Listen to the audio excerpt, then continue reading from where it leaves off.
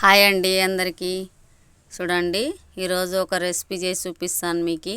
కొన్ని ఎండుమిరపకాయలు, కొన్ని ఆవాలు, కొంచెం మెంతులు, ఒక ఎల్లిపాయ, ఒక ఉల్లిపాయ, ధనియాలు, కరివేపాకు కొంచెం, జీలకర్ర హాఫ్ స్పూను, పల్లీలండి. ఇవన్నీ ఏమి వేయనండి, ఇందులో ఆపేస్తాను. ఉన్నాయి ఎక్స్ట్రాగా, పిల్లలు తింటారులే అన్నట్టు వేంపేశాను. బాగా దూరగా వేంపుకోవాలండి. ఎంత దూరగా ఎంత రెడ్గా వేంపుకుంటే చట్నీ అంత రుచిగా ఉంటుందండి. దేంట్లోకైనా బాగా వేపితేనే చాలా టేస్టీగా ఉంటాయి. బాగా రెడ్గా వచ్చేలాగా వేంపుకోవాలి. చూడండి, ఇలాగా చూడండి, ఇలా వేంపుకున్నారనుకోండి, అప్పుడు బాగుంటుంది టేస్ట్గా. దేంట్లో అయినా అందులోకే చించేసుకున్న ఎండుమిరపకాయలు, కరివేపాకు వేసుకోవాలండి. ఈ గింజలు చిన్న చిన్నవన్నీ, ఆవాలు, మెంతులు, జీలకర్ర ఇలాంటివన్నీ లేకోకుండా ఫస్ట్ చిన్న ఎండుమిరపకాయలు, కరివేపాకే వేసి వేంపుకోవాలండి. అన్నీ ఒకేసారి వేసామనుకోండి మాడిపోతాయి. ఇవి అల్లికాగా ఉంటాయి కదా, అన్నీ మీద తేలినట్టుగా ఉంటాయి. అవి చిన్న చిన్నవన్నీ తొందరగా మాడిపోతాయి, ఇవి అలాగే ఉండిపోతాయి. అందుకోసమని ఫస్ట్ ఎండుమిరపకాయలు, కరివేపాకు వేగిన తర్వాత మిగతావన్నీ వేసి వేంపుకోవాలండి.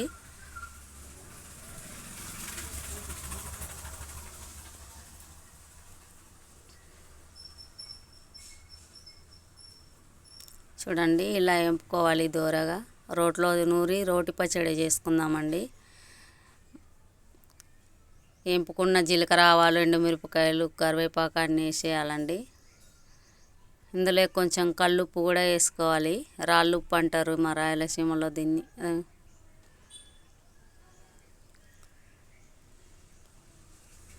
మా రాయలసీమలో ఈ పచ్చడిని పెద్ద కాలం వాళ్ళైతే శనగిత్తనాల కారం అంటారండి. ఇప్పుడైతే శనగకాయల చట్నీ, శనగిత్తనాల చట్నీ అంటారు. చూడండి, ఇలా పౌడర్గా దంచుకోవాలి.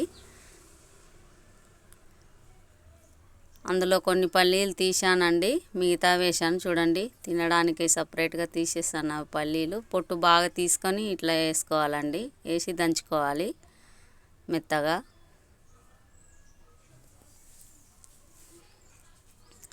రాగి సంగటి ఈ చట్నీ చాలా సూపర్గా ఉంటుందండి. చాలా రోజుల నుంచి అనుకుంటున్నాను ఈ పచ్చడి రోట్లో నూరి చేసి రాగి సంగటి చేసుకోవాలని, వీలవ్వట్లేదు. ఈరోజు చేస్తున్నాను. ఇంకా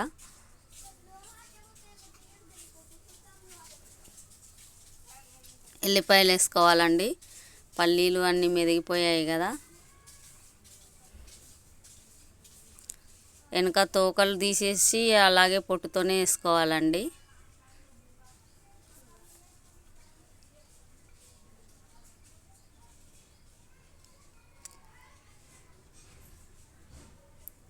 రాగి సంగటి చేసుకొని ఈ పచ్చడి చేసుకుంటే అసలు అన్నం నమలాల్సిన అవసరం కూడా ఉండదండి.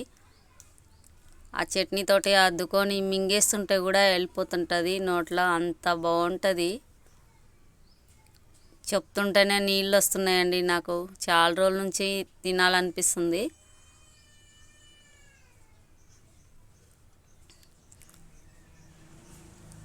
ఈరోజు చేస్తున్నాను. ఇన్ని రోజులకు వీలైంది నాకు ఇలా చేసుకోవడానికి.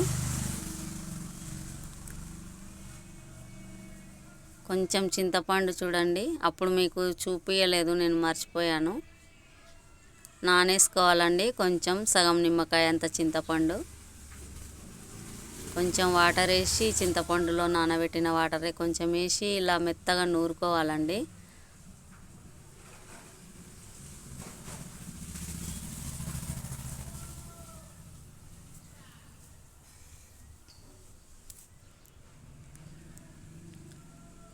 చూడండి, ఇలా మెత్తగా నూరుకోవాలి రోట్లో.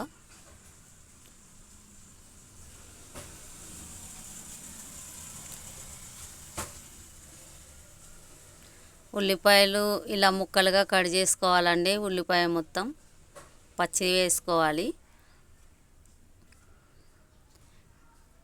ఎక్కువ మెత్తగా దంచకుండా కచ్చా పచ్చగా అలాగా దంచుకోవాలండి.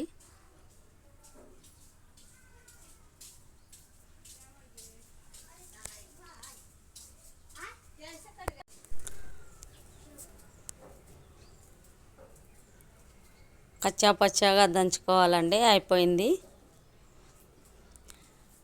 రాగి సంగట్లకి ఎంతో టేస్టీగా ఉండే చెనిక్కాయల పచ్చడి రెడీ అయిపోయిందండి. మా రాయలసీమ స్పెషల్ పచ్చడి ఇది. అన్నం లేకైనా దేనిలోకైనా దోశలేకైనా దేంట్లోకైనా బాగుంటుందండి. పచ్చిమిర్చితో కూడా చేసుకోవచ్చు, కానీ ఎండుమిర్చితో వేరే టేస్ట్ ఉంటుంది.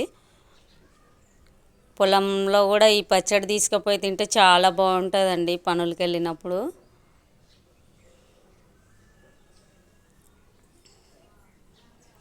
నూరుతుంటేనే నోట్లో నీళ్ళు వస్తున్నాయండి. అంత టేస్టీ గుర్తుకొస్తుంది ఆ పచ్చడి టేస్ట్. నోళ్ళు ఊరిపోతున్నాయి చూడండి.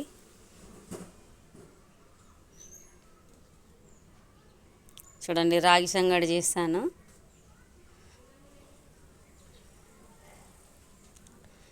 పచ్చడి రాగి సంగటి. నచ్చితే లైక్ చేయండి, కామెంట్ చేయండి, సబ్స్క్రైబ్ చేయండి. Thanks for watching.